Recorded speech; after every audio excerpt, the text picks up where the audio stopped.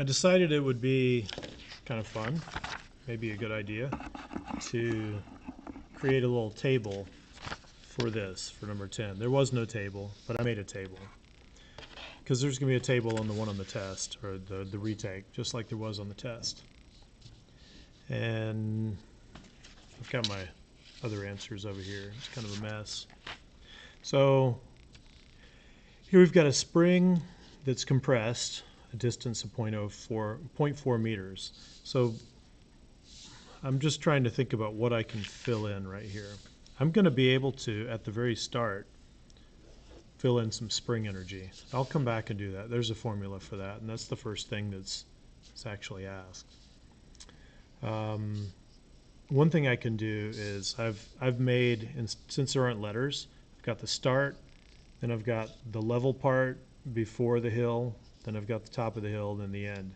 So the start, the level part, and the end, there's 0 gravitational potential energy because the height is 0. Oops, sorry. Yeah, 0, 0. Top of the hill is definitely not 0. Yeah. And comes to rest there at the end, so the velocity is 0. And the kinetic energy is 0. And the spring, there's only spring energy here, so I can do I can put 0 for all the spring energies. Lots of zeros. Total mechanical energy, it's got to be 0 there at the end. So these are the 3 types of mechanical energy we've talked about, so those have to add up to the total.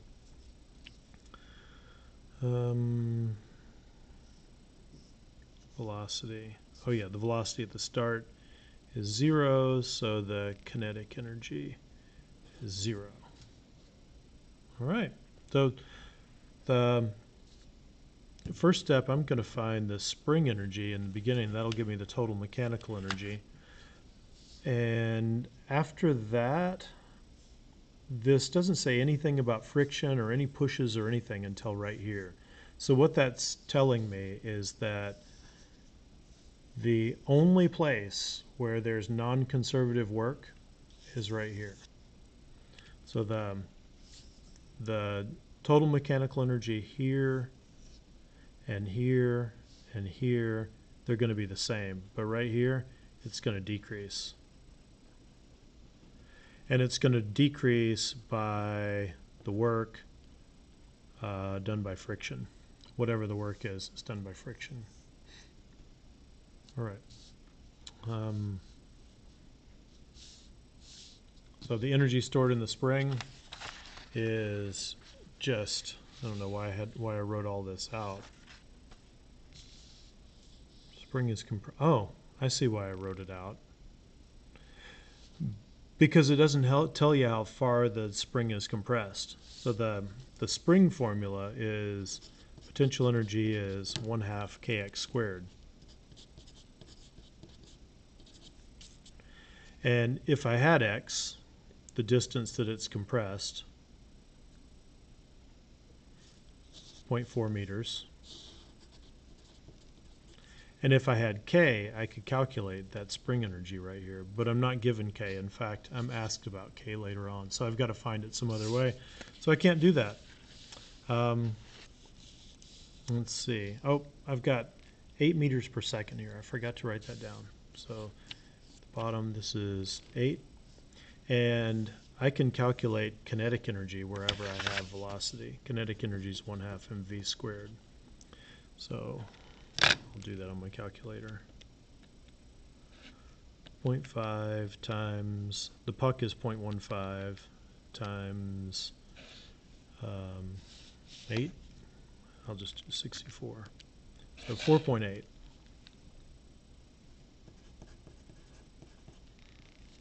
All right, so see what that shows me here? These 3 together add up to the total. So the total has to be 4.8. And like I was saying earlier, there's no non-conservative work done. The work done by the spring, that's a conservative force. That's like gravity. You can go back and forth between gravitational potential, spring potential, and kinetic energy, And none of those things is really considered doing work on the other. So only some cable that's pulling this thing, a person who's in here pushing it with their hand, or drag or friction taking energy away. So that total mechanical energy is the same all through here. So it's got to be, since it's 4.8 there, then it's also got to be 4.8 at the top of the hill, and it's got to be 4.8 at the very beginning, and then it drops to 0. And I'm jumping ahead here, but the fact that it goes from 4.8 to 0 during this interval means the work done by friction is negative 4.8 joules. Okay, so let me get back to this. So if the total mechanical energy is 4.8 at the start, and there's no other mechanical energy other than spring energy, the spring energy has to be 4.8 joules. And I just set that up a little bit of a different way. I just used this formula and compared. So my PE and KE0 were right there, and my PE and KE were right there, and I plugged stuff in, and I got 4.8 joules for spring energy, because this kinetic energy was 1/2 mv squared, and it's that. So 4.8 joules. And now I can find the spring constant. So I can use the since I know the energy stored is 4.8 joules, and the formula for the energy stored in the spring is 1/2 kx squared. 1/2 times k times 0.4 squared equals 4.8. So k is 56 newtons per meter.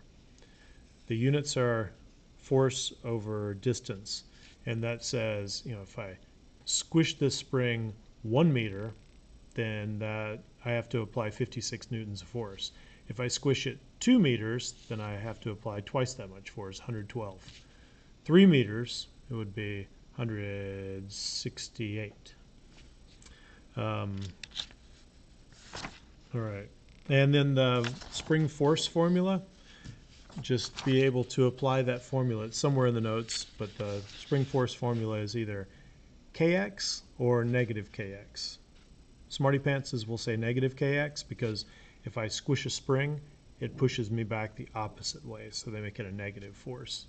But it's just the spring constant, which you just found, times the compression distance, so 22.4. The height of the top of the hill. Okay, let me do the top of the hill now. So there's spring energy is 0. The total mechanical energy is 4.8. I feel like I'm missing something here, and I'm missing the velocity. The velocity is 4. And if the velocity is 4, then I can find the kinetic energy. 0.5 times 0.15, that's the mass, times 4 squared, which is 16, so 1.2. So the total mechanical energy at the top, because no non-conservative work is done until right there, and it hasn't happened yet, total mechanical energy is still 4.8, and that's the sum of these three. So this has to be 4.8 minus 1.2, which would be 3.6.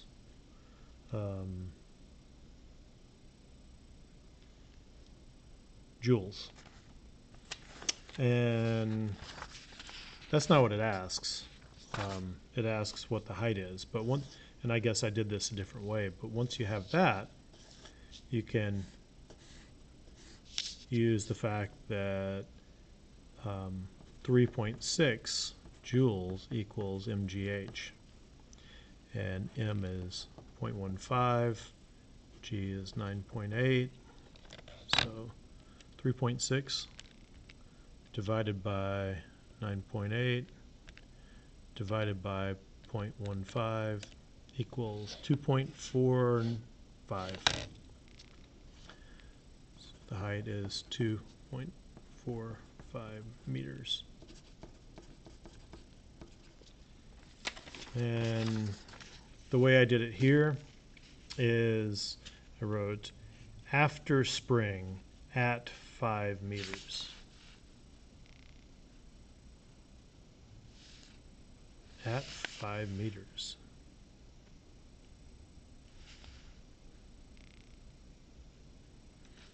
I don't know what this at 5 meters business is. So, but this, oh, sorry, I'm on a different one. So after the spring. So this is just after the spring did its thing. I'm using this as my 0 position right here. And then I'm using top of the hill as my final. So this is like initial, this is final. So this PE0 is the PE here, this KE0 is the KE there, this PE is PE here, this KE is the KE there. And that's where all this is coming from. So the kinetic, after the spring is not here, it's right here. So the KE is 4.8, PE is 0, and then at the top of the hill, PE is mgh. I'm going to find h, and the KE is 1/2 times 0.5 times 4 squared. That's the 3.6 that I just did. So I like the table better. It just gives me a big picture of what's happening. I can see all the total energy is staying the same. I can see how it's changing from spring energy to kinetic energy to, at the top of the hill, kinetic energy and potential energy, and then gets back to the bottom and all the energy is gone. And finally, the work done on the puck by friction, you could do it this way. Again, I don't know why I'm writing at 5 meters.